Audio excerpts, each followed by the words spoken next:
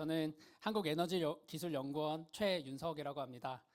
발표에 앞서서 제 소개를 간단히 하면은 저는 대학교 때부터 지금까지 쭉 재료를 전공한 재료공학 박사예요. 그래서 오늘은 이 재료라는 이 재료공학 측면에서 기후 변화에 대응하기 위해서 반드시 필요한 이 청정 수소를 생산하는 데 있어서 절대로 완벽하면 안 되는 소재인 전도성 세라믹에 대해서 이야기를 좀 하려고 합니다.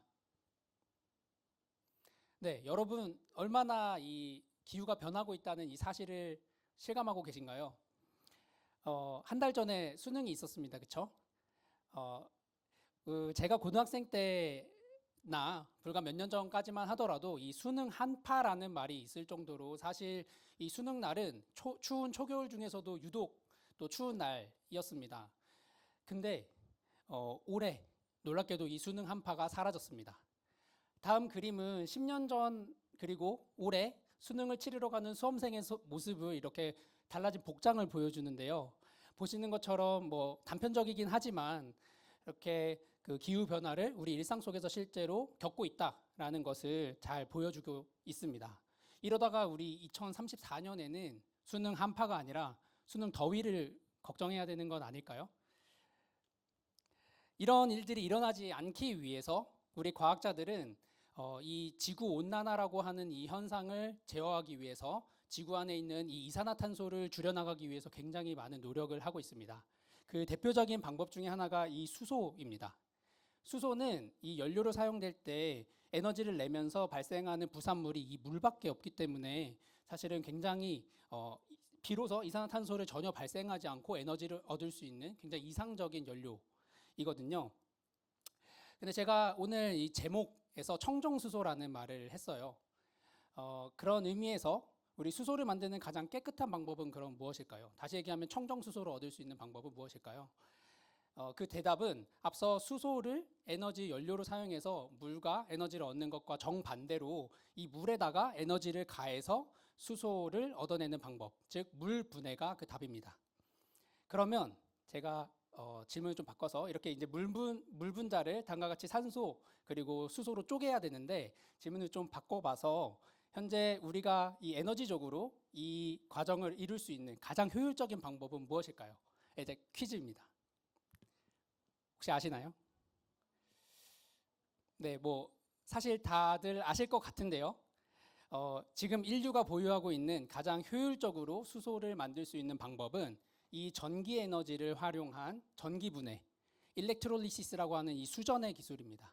특별히 이렇게 전기 분해에 사용되는 전기를 이 태양이나 또는 풍력으로부터 얻을 수 있다면 우리는 그렇게 얻은 수소를 비로소 청정 수소라고 이야기하게 됩니다. 수전의 기술도 다양한 종류들이 있어요. 네, 그 중에서도 가장 적은 전기를 사용하는 수전에, 다시 말하면 수전의 기술 중에서도 가장 높은 효율을 가진 수전의 기술이 제가 연구하고 있는 이 고온 수전의 기술입니다. 그러면 대체 얼마나 높은 온도에서 작동을 하길래 이 수전의 기술 이름에 고온이라는 단어가 붙었을까요? 지금 상용화에 근접한 이 고온 수전의 기술은 대부분 이 700도 이상의 고온에서 작동을 합니다. 700도 굉장히 이제 어마어마한 온도인 건 알겠는데 감이 잘 없으실 텐데요. 이 700도라는 온도는 자연계에서는 화산 활동에 의해서 분출된 이 용암의 온도와 유사하다고 합니다. 그래서 엄밀히 얘기하면 이 고온 수전에는 물을 분해하는 기술은 아니고요. 이 수증기를 분해하는 기술이라고 표현하는 것이 보다 바람직합니다. 이렇게 수증기를 분해하기 때문에 실제로 전기 에너지를 절약할 수가 있게 되고요. 한편 이렇게 높은 온도에서 작동하기 때문에 사용할 수 있는 재료가 굉장히 제한돼 있어요. 그래서 현재 수전의 기술 중에서는 가장 비싼 기술이 되겠습니다. 이렇게 앞으로 우리가 가까운 미래에 수소를 사용한다고 했을 때 되게 중요한 역할을 할 이 고온 수전의 기술의 탄생 배경이 바로 오늘 제 이야기의 핵심 주제인데요. 그것은 바로 이런 높은 온도에서 이렇게 산소 이온을 전달할 수 있는 독특한 성질을 가진 이 산소 이온 전도성 세라믹이 발견되면서 이 고온 수전의 기술이 탄생하게 되었습니다. 네, 독일의 과학자 네린스트는 19세기 후반에 전기화학이라는 현상과 온도와의 상관관계를 이렇게 연구하고 있었어요. 굉장히 대단한 과학자거든요. 이 네린스트가 그런데 이 지르코니아라고 하는 이 지르코늄 산화물이라는 이 세라믹을 가열하다가 이 소재가 갑자기 전기를 딱 흐른다는 사실을 발견을 했습니다. 그래서 네른스트는 이것을 연구를 해서 결과적으로 이러한 현상이 이 결함에 의한 산소이온 전도 특성이라는 사실을 밝혀냅니다. 네른스트가 발견한 이 결함과 산소이온 전도는 과연 어떤 관련이 있을까요? 일단 결함이라고 하는 것은 이렇게 원자들이 규칙적인 배열을 하고 있는 이 고체 안에서 원자들이 있어야 하는 자리에 없거나 또는 없어야 되는 자리에 있는, 즉 완벽한 상태로부터 벗어난 상태를 의미를 하거든요. 예를 들면 그런 상태를 얘기를 하는데요. 이런 금속 양이온과 산소 음이온이 이온 결합을 통해서 이제 이런 금속 산화물 또는 세라믹을 형성할 경우에는 이런 결함들이 마구잡이로 생기는 것은 아니고요. 일정한 어떤 규칙을 따르게 됩니다. 우리는 그 규칙을 전하 중성 조건이라고 표현을 하는데요. 그저 어려워 보이지만 간단한 예를 들면 이 지르코니아의 지르코늄이라는 원소가 이제 빠져나가면서 빈자리를 형성하게 되면 이 지르코니아는 -4의 유효 전하를 갖게 됩니다. 그때 이것을 다시 전하 중성, 즉 0으로 만들기 위해서 +2의 유효 전하를 갖는 산소 빈자리가 2개 형성돼야 한다는 수학적 규칙을 말합니다. 이런 것들을 잘 모르더라도 우리가 이 결함이라고 하는 것이 산소 이온 전도에 굉장히 중요한 역할을 할 것이다라는 사실은 우리가 이 산소 이온이 직접 되어 보면은 보다 빠르게 이해할 수가 있습니다. 제가 여기 있는 빨간 산소 이온이에요. 제가 이 옆자리로 이동을 하고 싶습니다. 그럴 때 가장 기본이 되는 첫 번째 전제 조건은 무엇일까요? 네, 그것은 바로 이 옆자리가 비어야만 한다는 사실입니다. 네, 그래서 이 옆자리로 비어 있을 확률은 이 산소 이온이 얼마나 쉽게 이동할 수 있느냐, 즉 산소 이온이 얼마나 빠를 수 있냐에 직접적인 연관이 있게 되고요. 자, 그러면 이제 이 산소 빈자리가 옆에 생겼습니다. 그래서 제가 이 옆자리로 가기 위해서 점프를 딱 했는데 다시 그곳 자리로 이동하지 못하고 제자리로 돌아왔어요. 이것은 이동을 실패했다는 얘기인데, 그것은 제가 방금 이 자리에서 이 자리로 넘어가기 위해서 필요한 가장 최소한의 에너지 장벽을 이제 넘지 못했다는 사실을 의미합니다. 다들 잘 아시는 것처럼 고체 내에 있는 이 이온이나 원자는 사실 가만히 있지 않고요. 이렇게 일정한 주파수를 가지고 진동을 하고 있는데요.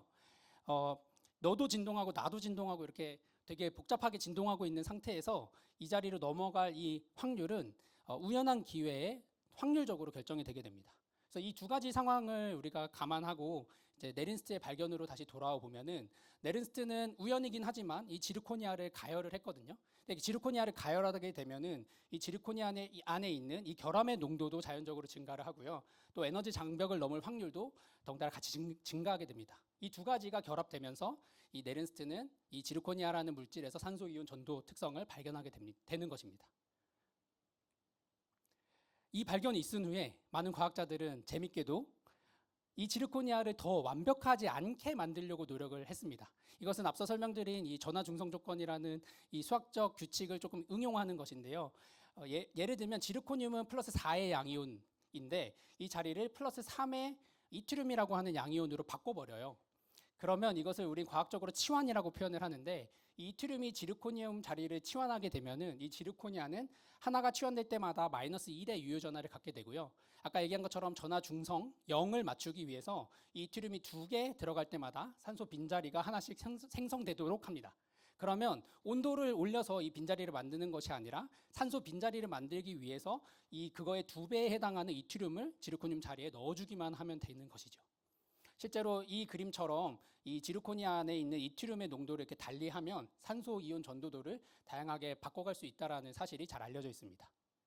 이것을 재료공학으로 조금 확대해서 해석을 해보면, 우리가 어떤 원하는 특성을 얻기 위해서 이렇게 전혀 결함이 없는 재료를 원할 때도 있지만, 사실은 이렇게 완벽하게 컨트롤된 결함을 갖는 재료를 얻는 것이 일반적인 재료공학의 형태입니다.